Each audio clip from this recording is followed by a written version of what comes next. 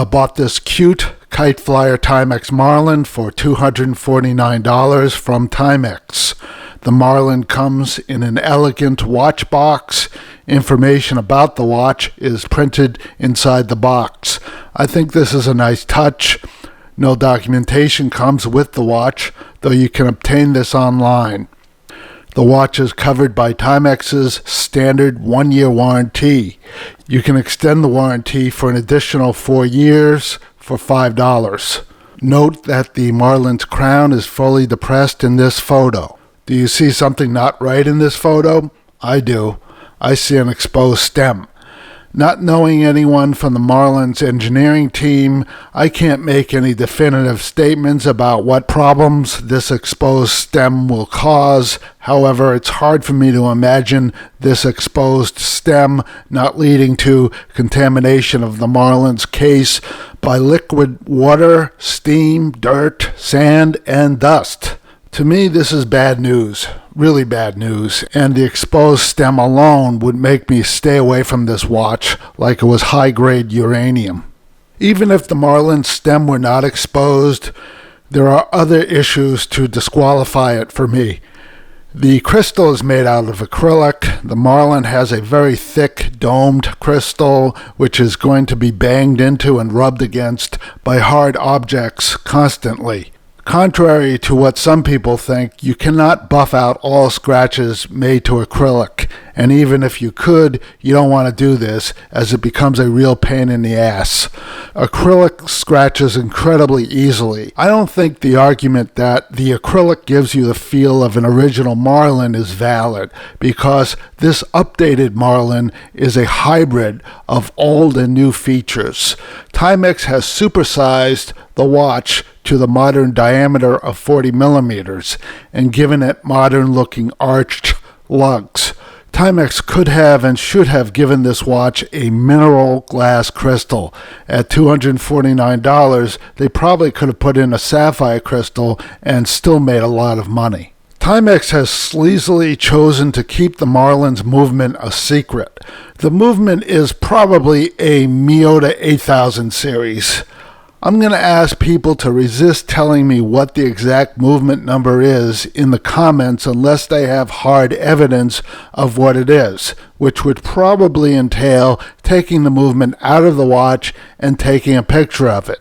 I deal in the world of facts. I don't make statements based on conjecture or based on what some rando says in a watch review or a watch forum. The important takeaway about the movement, whatever it is that it royally sucks.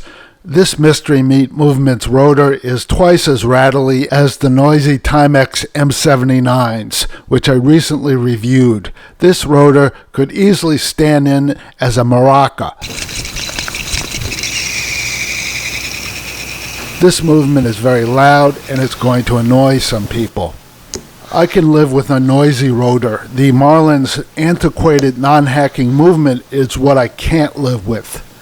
Since the second hand doesn't stop when you pull the crown out all the way to set the time, you will almost never be able to synchronize your watch properly.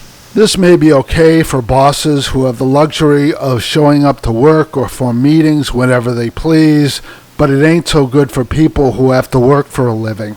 The Marlin's date is microscopic. I don't have good eyesight. For me, the date is semi-readable. The Marlin's hands are loomed, but the loom is only good for a few minutes.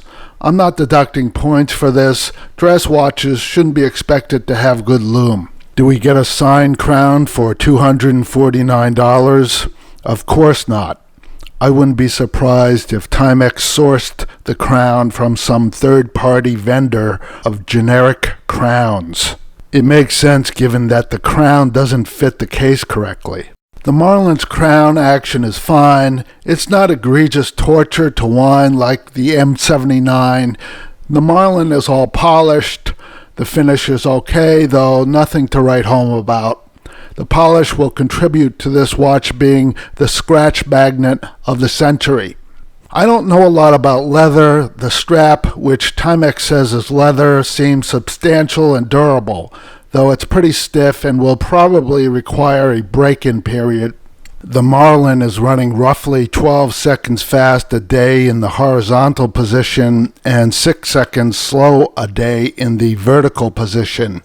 While these numbers seem pretty good, there's no way for me to tell you whether this is within specification because Timex has chosen to deprive consumers of this information. If you buy a Marlin that, unlike this one, is not very accurate, there is no way to establish this because you don't have the specification. I suspect that concealing what the movement is legal, but it's one of those things which definitely should not be legal. Consumers have every right to know what movement they're buying. The Marlin is more of an overly expensive theater prop than a watch. If you got the money and want to add the Marlin to your collection, knock yourself out. It's a pretty watch, and for me it has a lot of nostalgic appeal as I grew up watching Peanut specials as a kid, but I wouldn't recommend that anyone actually wear this watch. Texas Senator Ted Cruz has started his own YouTube watch show called Watch Me Go Broke, which from the beginning has copied WatchLab's format.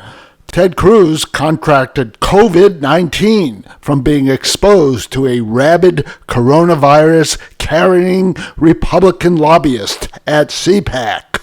Roman Brattle has never had COVID-1, let alone COVID-19. Click here and here to support Roman's effort to bring revolutionary, hard-hitting, honest reviews to consumers. Do the opposite for plague-carrying phonies like Ted Cruz.